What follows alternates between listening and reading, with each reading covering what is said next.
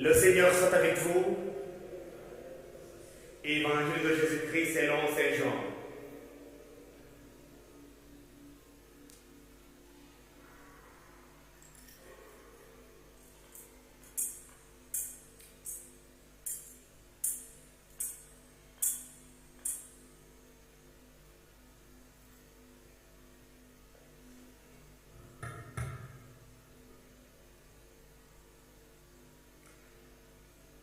C'était après la mort de Jésus, le soir du premier jour de la semaine.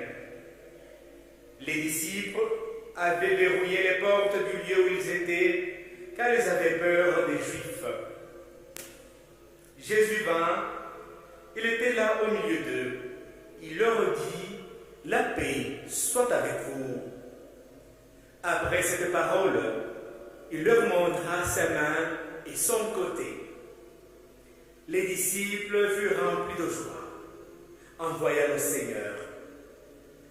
Jésus leur dit de nouveau, la paix soit avec vous. De même que le Père m'a envoyé, moi aussi je vous envoie. Et ayant ainsi parlé, il répandit sur eux son souffle et leur dit, recevez l'Esprit Saint. Tout homme à qui vous remettrez ses péchés, et lui seront remis. Tout homme à qui vous maintiendrez ses péchés, ils lui seront maintenus. Or, l'un des 12, Thomas, dont le nom signifie jumeau, n'était pas avec eux quand Jésus était venu. Les autres disciples lui disaient, « Nous avons vu le Seigneur. » Il leur déclara, « Si je ne vois pas dans ses mains la marque des clous, si je ne mets pas mon doigt à l'endroit des clous, si je ne mets pas la main dans son côté, non, je ne croirai pas. » 8 jours plus tard, les disciples se trouvaient de nouveau dans la maison et Thomas était avec eux. Jésus vient, alors que les portes étaient verrouillées. Il était là au milieu d'eux et il leur dit, « La paix soit avec vous. » Puis il dit à Thomas, « Avance ton doigt ici et vois mes mains. Avance ta main et mets-la dans mon côté. Cesse d'être incrédule, sois croyant. » Thomas lui dit alors, « Mon Seigneur et mon Dieu. » Jésus lui dit, « Parce que tu m'as vu, tu crois. Heureux ceux qui croient sans avoir vu. » Il y a encore beaucoup d'autres signes que Jésus a fait en présence des disciples et qui ne sont pas mis par écrit dans ce livre. Mais ceux-là y ont été mis afin que vous croyiez que Jésus est le Messie, le Fils de Dieu, et afin que, par votre foi, vous ayez la vie en son nom. Jésus,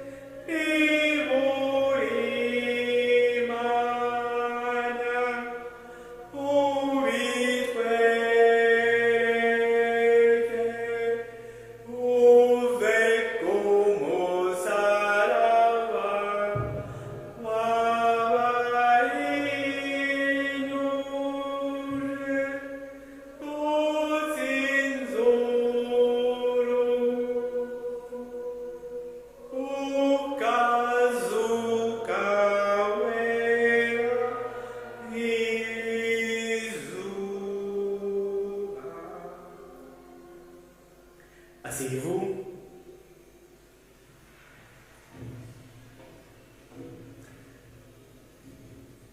Comme je vous l'ai dit au début de la messe, ce deuxième dimanche de Pâques est dédié à la dévotion de la miséricorde divine.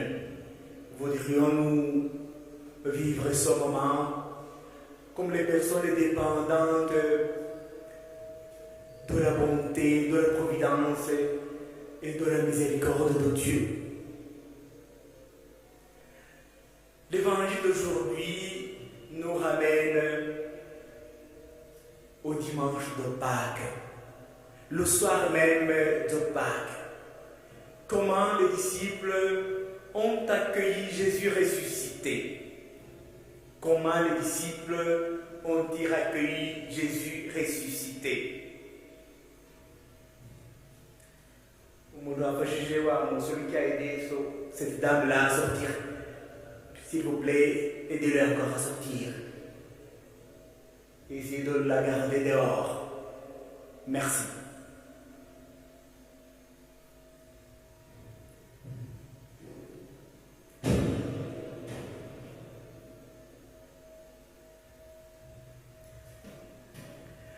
Voilà, l'évangile, je vous le disais,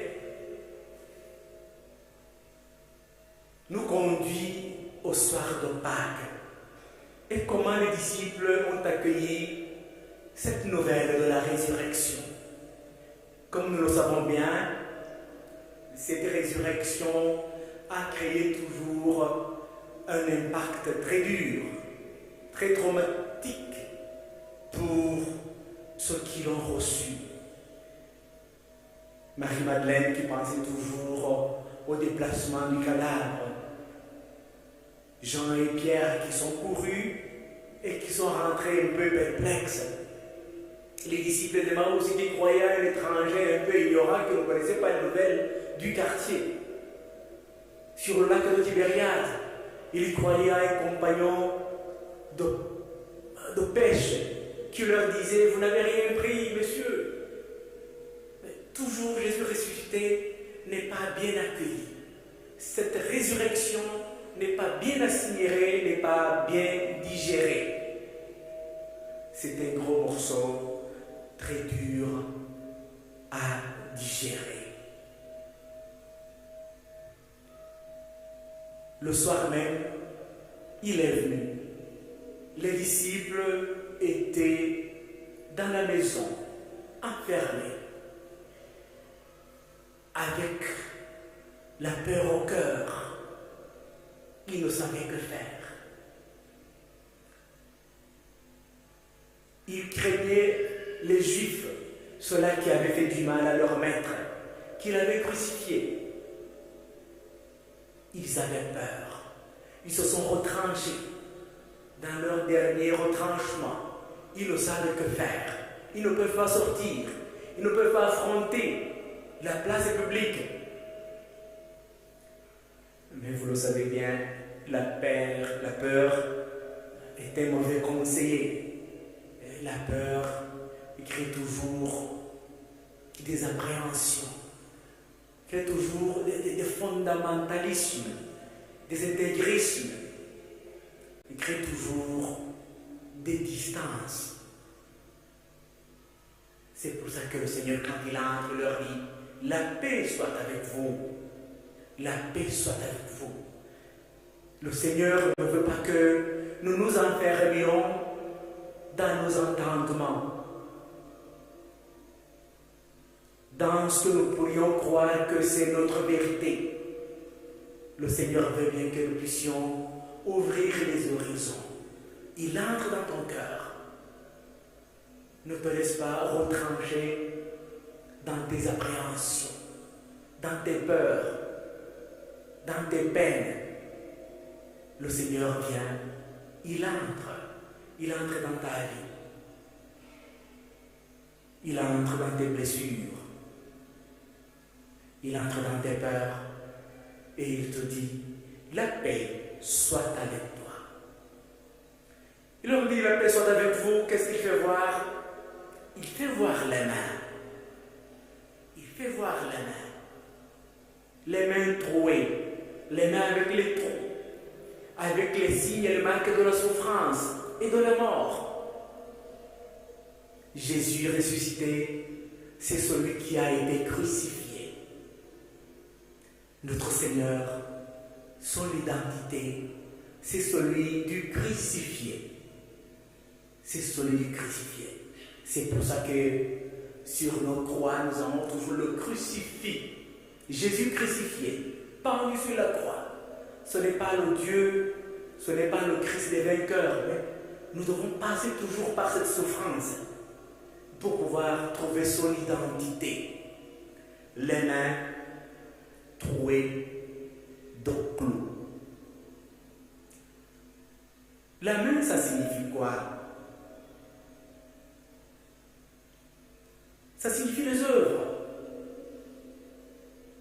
Le jour où nous nous présenterons devant la cour céleste, le Seigneur nous demandera les comptes sur ce que nos mains auront fait.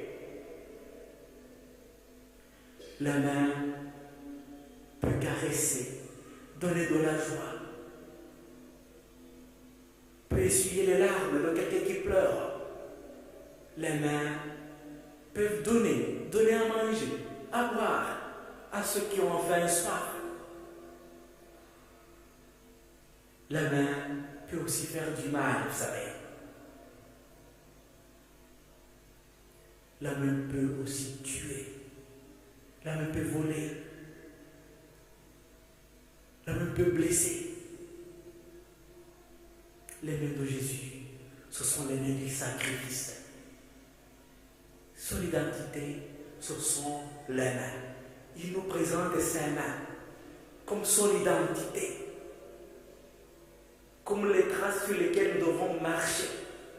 Parce que d'habitude, pour identifier quelqu'un, pour nous créer une identité, comment est-ce que nous faites? Jésus ne montre pas son visage, ne montre pas sa tête.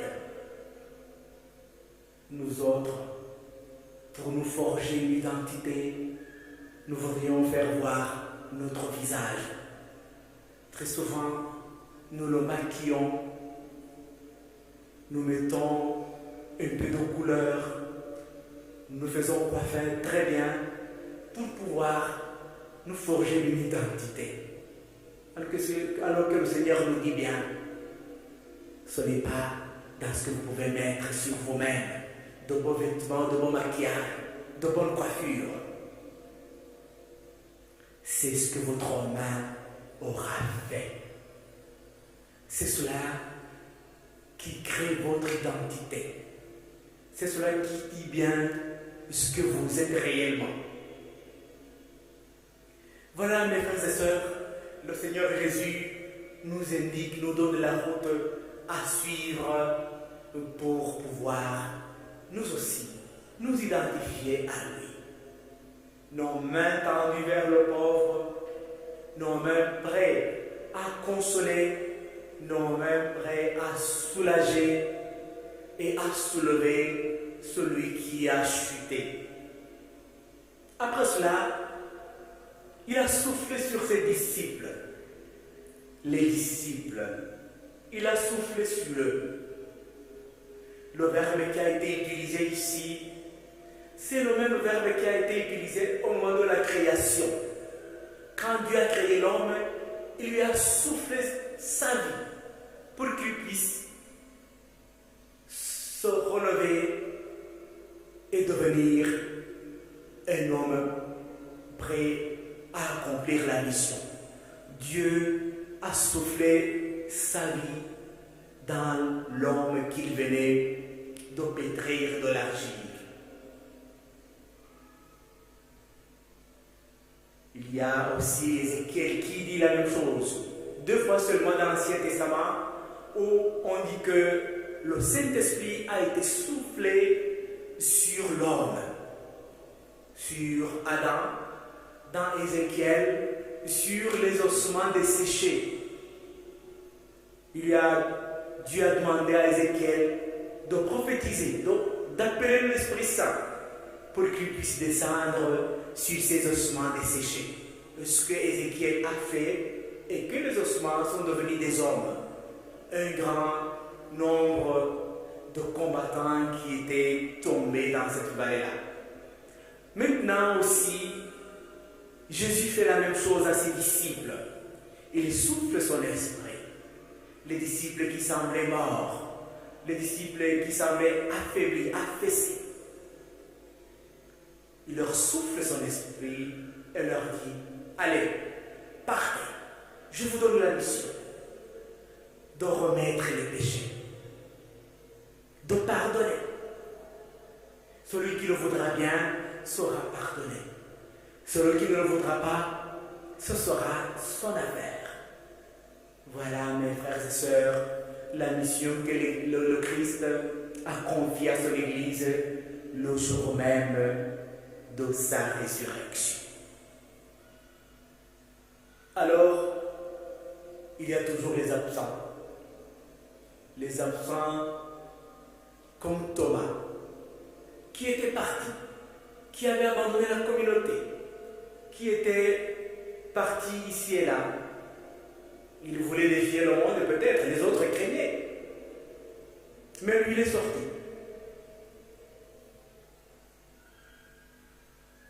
Et puis, il est retourné à la base. Les autres lui ont dit, nous avons vu le Seigneur. Voilà, la nouvelle devient traumatique aussi pour lui. Il a juré, si je ne vois pas, si je ne touche pas, je ne croirai pas. Voilà, Thomas semblerait l'homme moderne, rationaliste et scientifique, qui exige toujours les preuves tangibles.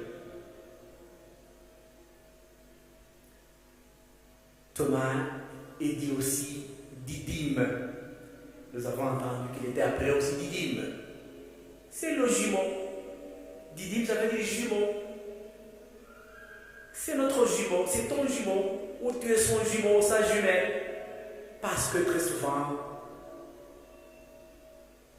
les affaires de Dieu, les choses de Dieu, restent un peu douteuses, relatives. Nous sommes lents à croire à la résurrection. Nous sommes ses compagnons qui doutent, qui contestent, qui objectent. Pourquoi ceci, pourquoi cela? Non, si je ne touche pas, si je ne vois pas, je ne croirai pas. 8 jours après, ici nous voyons bien que la semaine compte seulement 7 jours. Mais Jésus est retourné 8 jours après pour nous indiquer quoi? Il vient au-delà du temps. Il ne vient pas dans le temps que l'on peut compter. Il vient tout le temps, au-delà du temps. Au-delà du temps que l'on peut compter. Pour dire tout le temps, à chaque instant. Il y retourne. Il se présente à Thomas. Et lui dit, avance, mets ton doigt ici, mets ta main sur mon côté. Cesse d'être incrédule, mais sois croyant. Voilà, Thomas a professé sa foi. Mon Seigneur et mon Dieu. Mon Seigneur et mon Dieu. C'est la plus grande profession de foi qu'il a faite en reconnaissant son erreur, d'avoir exigé des preuves, d'avoir trop exigé du Seigneur. Et le Seigneur s'est exécuté. Vous savez bien que Dieu, il se courbe de temps en temps au caprice des hommes. Cet épisode de Thomas, le jumeau, notre jumeau, a été rapporté par l'apôtre Jean. Il l'a écrit dans les années 95. Il paraît qu'il voulait bien répondre aux demandes de sa communauté. Tous les apôtres étaient déjà morts. Certainement, il lui posait beaucoup de questions. Est-ce que Jésus a cessé d'apparaître? Est-ce que Jésus, il est mort vraiment? Est-ce qu'il est ressuscité? Est-ce qu'on a trouvé ses mains? Comment est-ce qu'il vit avec nous? Donc, beaucoup de questionnements ont motivé Saint Jean à rapporter cet épisode de Thomas. Et Thomas qui dit, mon Seigneur et mon Dieu. Mon Seigneur et mon Dieu. Ici, c'est pour répondre à l'empereur Domitien, qui était l'empereur qui gouvernait le monde entier, le monde connu à ce temps-là. Parce qu'il avait décrété que toutes les lettres circulaires qui devaient être émises dans son empire devaient être précédées par son titre.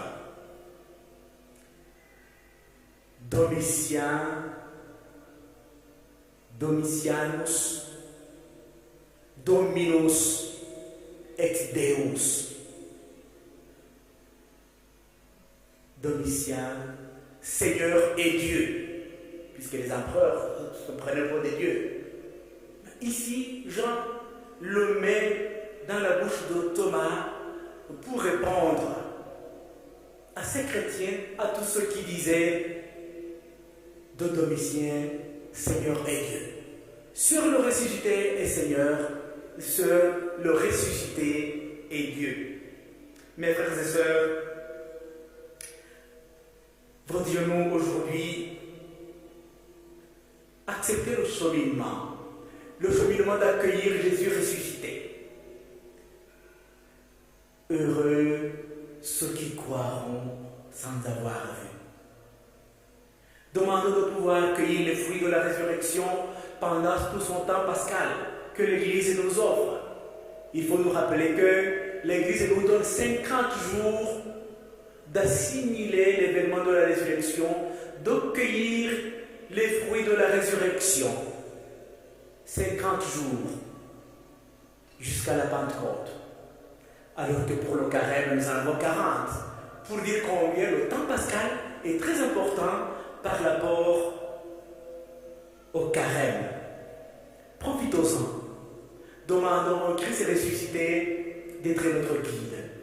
Demandons au Christ ressuscité d'ouvrir nos yeux, d'ouvrir nos oreilles, mais plutôt d'ouvrir nos cœurs et nos mains afin que nous sachions faire le sacrifice qu'il nous demande chaque jour. Nous allons maintenant procéder à l'administration du sacrement de baptême à nos chrétiens. Ce sont les jeunes qui viennent du Gabon et du Burkina Faso. Notre communauté devient internationale. Je remercie ceux qui les ont préparés. Ce sont les jeunes qui étudient ici au Rwanda. Nous avons aussi le choral ici, une chorale qu'ils ont fondée, chorale Saint-Louis. Ce sont les jeunes Gabonais qui vivent ici à Kigali, qui ont intégré notre communauté. Donc l'Église est universelle, l'Église est catholique. Nous allons aussi les accueillir, ceux qui n'avaient pas reçu les sacrements d'initiation. Nous allons les accueillir au nom de l'Église. Je leur demande d'avancer avec leurs parrains et marraines afin que l'on puisse procéder à ce sacrement de baptême.